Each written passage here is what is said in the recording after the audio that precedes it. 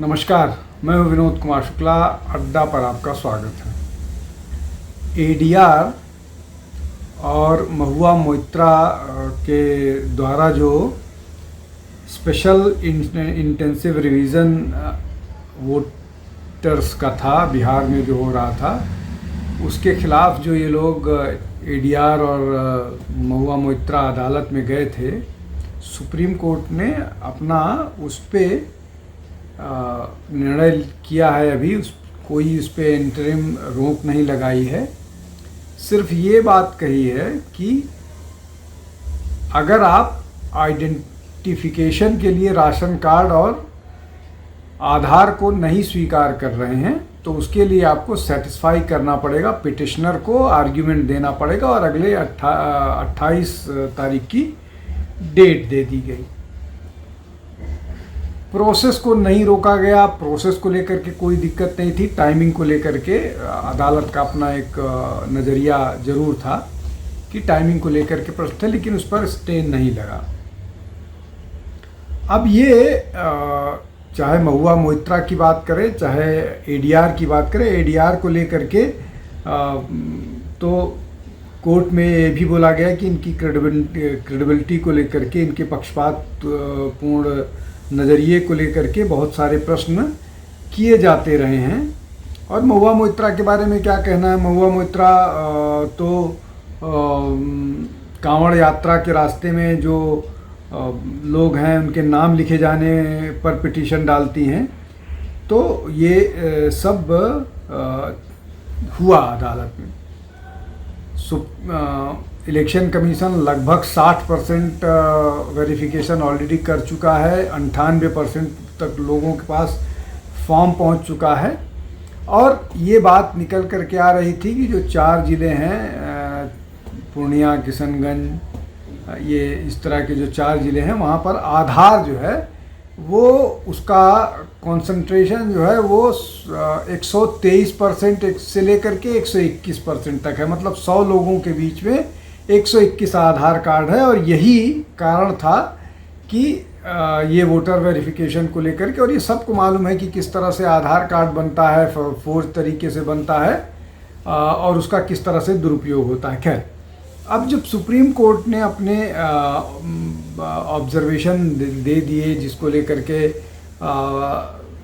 बहुत सारे, एक तरफ कपिल सिब्बल थे, दूसरी तरफ राकेश द्विवेदी थे, फिर सॉलिसिटर जनरल, इन सारे लोगों ने बहस की, और बहस के बाद ये निकल करके आया कि इसको कोई स्टे नहीं किया जा रहा है, और 28 तारीख को बाकी जो और जो मसले हैं उनको इससे संबंधित उनको सुना जाएगा।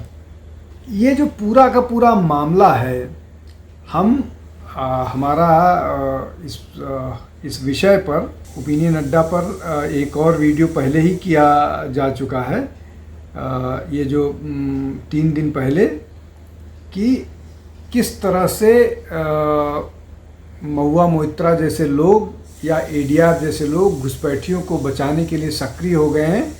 चूँकि ये प्रक्रिया बिहार के बाद बंगाल में होगी, तो बंगाल में भी इस प्रक्रिया के तहत बहुत सारे ऐसे लोग जो घुसपैठी हैं, वहाँ भी 3-4 ज़िले 5 ज़िले ऐसे हैं जहाँ पर बांग्लादेशी घुसपैठिए बड़ी मात्रा में हैं।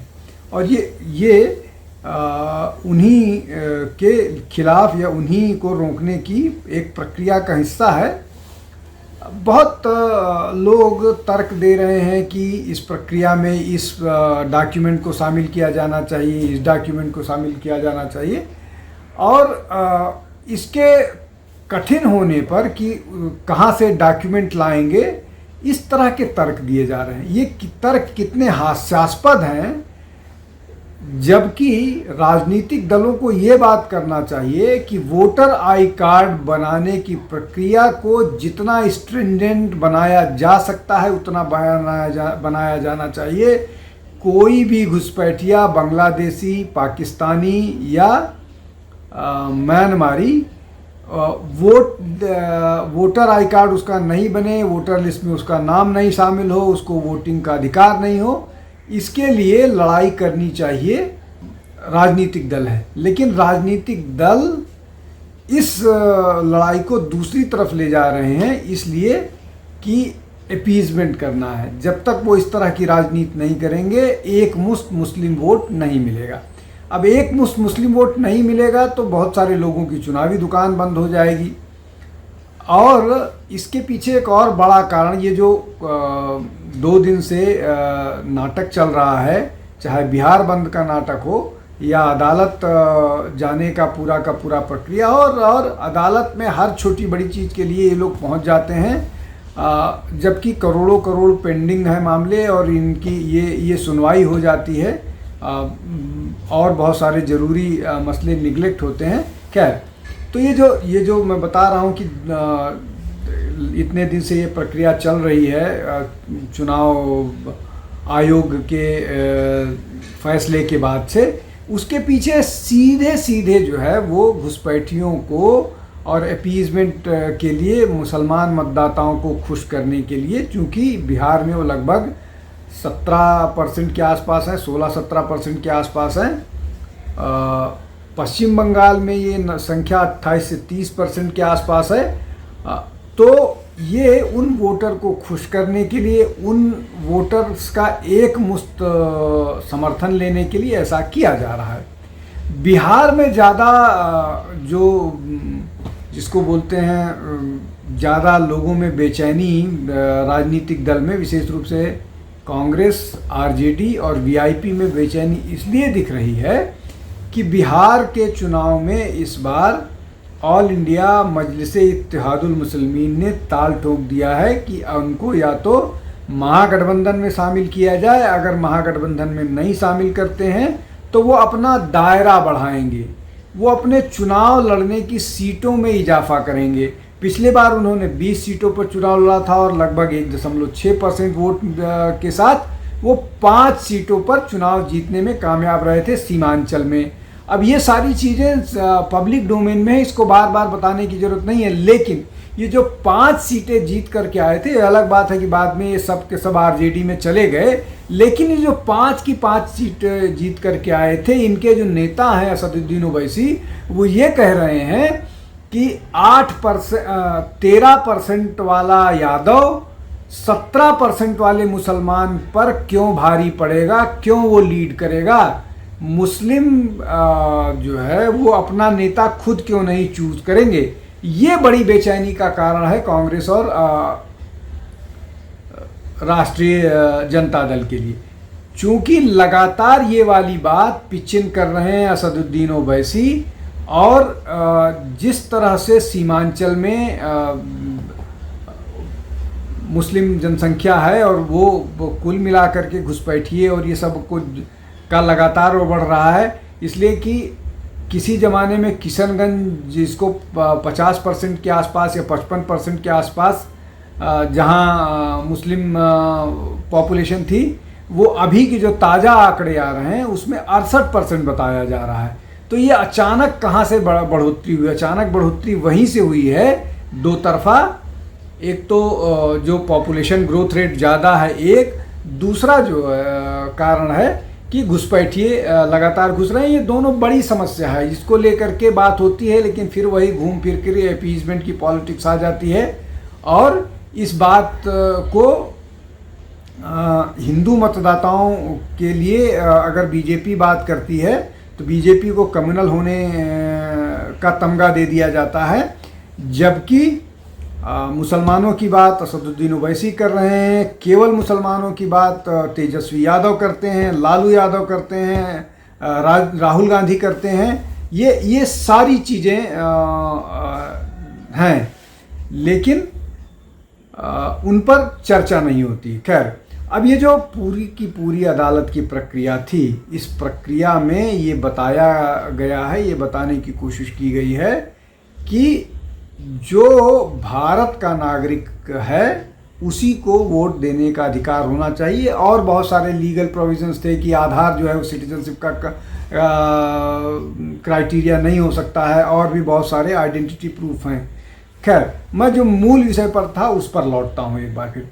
जो विषय है कि वोटिंग देने का अधिकार क्या किसी को भी हो सकता है, किसी अरे गहरे नत्थु खैरे को भारत में वोट दे करके भारत की जो पॉलिसीज़ हैं, भारत के जो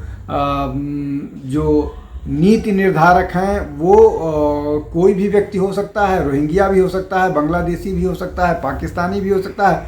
अभी ऑपरेशन सिंदूर के समय बहुत सारे पाकिस्तानियों ने जो जम्मू कश्मीर में रहते उन्होंने बोला कि वो किस तरह से पिछले 2-3 चुनाव से वोट भी कर रहे हैं भारत में। तो पाकिस्तानी सिटीजन भारत में वोट कर रहे हैं, बांग्लादेशी वोट कर रहे हैं।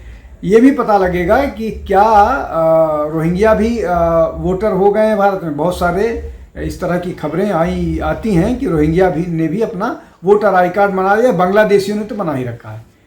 तो क्या वोटर आई कार्ड बनाने का या सिटीजनशिप की जो प्रक्रिया है वो आसान होनी चाहिए या वो स्ट्रिंजेंट होनी चाहिए?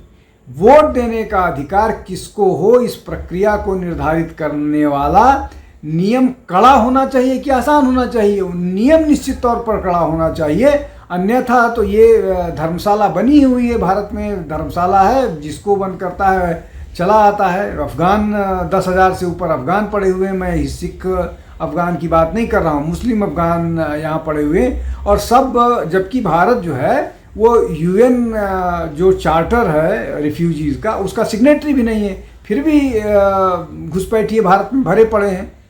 तो ये जो प्रक्रिया है, इस प्रक्रिया को स्टे नहीं किया गया है। जो इंटेंसिव वेरिफिकेशन था, इसको रोका नहीं गया है, इस प्रक्रिया को सही बताया गया है। अब सिर्फ विवाद इस बात को लेकर के है कि राशन कार्ड और आधार को स्वीकार किया करेगी कि नहीं इलेक्शन कमीशन ऑफ इंडिया, और उसका जवाब वो उसको संतुष्ट करना होगा जो पिटिशनर्स हैं उनको, और उस अगली सुनवाई जो है वो 28 तारीख को होगी। लेकिन ये तो स्पष्ट हो गया है कि वोट देने का अधिकार और वोट देने की जो प्रक्रिया है उसको सख्त बनाया जाना चाहिए और वो सख्त होना चाहिए। ये बॉटम लाइन निकल करके आज कि उससे लगता है, और यही इलेक्शन कमीशन का स्टैंड था। इलेक्शन कमीशन को रन डाउन करने से, उनके प्रोसेस को उनके पूरे इस प्रक्रिया पर प्रश्न चिन्ह लगाने से बात नहीं बनेगी। महत्वपूर्ण बात यह है कि आजकल संवैधानिक जो संस्थाएं हैं वो अपना रूटीन काम भी करती हैं, तो भारत में विपक्ष के लिए संविधान खतरे में पड़ जाता है। ये बहुत हास्यास्पद सा मसला होता जा रहा है। इसको सबको समझने की ज़रूरत है कि ये पॉलिटिक्स के लिए इस तरह के निर्णय, इस तरह की बातें करना ठीक नहीं है। ये देश की सुरक्षा के साथ खिलवाड़ है। आज के लिए बस इतना ही। आप हमारे साथ जुड़ते रहिए, हमारा चैनल लाइक कीजिए, शेयर कीजिए, सब्सक्राइब कीजिए। बहुत बहुत धन्यवाद। नमस्कार।